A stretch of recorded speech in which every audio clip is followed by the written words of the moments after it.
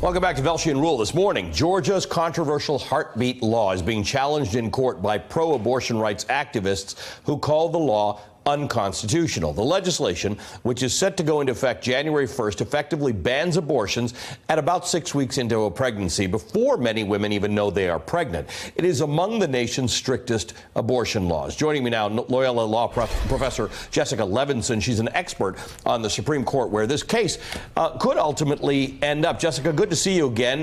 This group filing this lawsuit says the heartbeat law is unconstitutional. What's the argument behind that?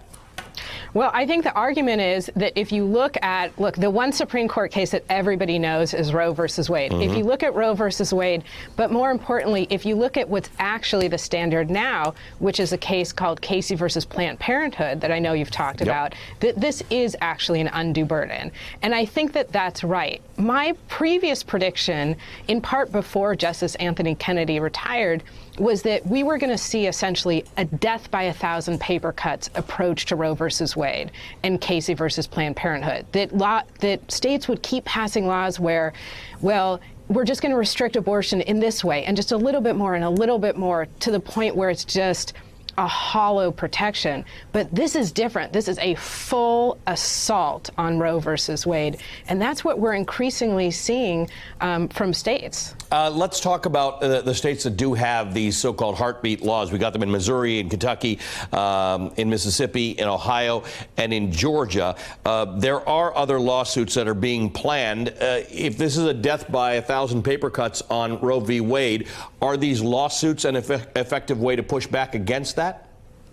Well, I think absolutely. So what we've seen is that these particularly draconian laws that have been passed largely since Justice Brett Kavanaugh joined the Supreme Court, that none of them have gone into effect. So litigation has in that way been enormously effective at protecting a woman's right to choose. So there have been, as you mentioned, other heartbeat laws, an even more restrictive law that came out of Alabama where there was no exception for rape and incest.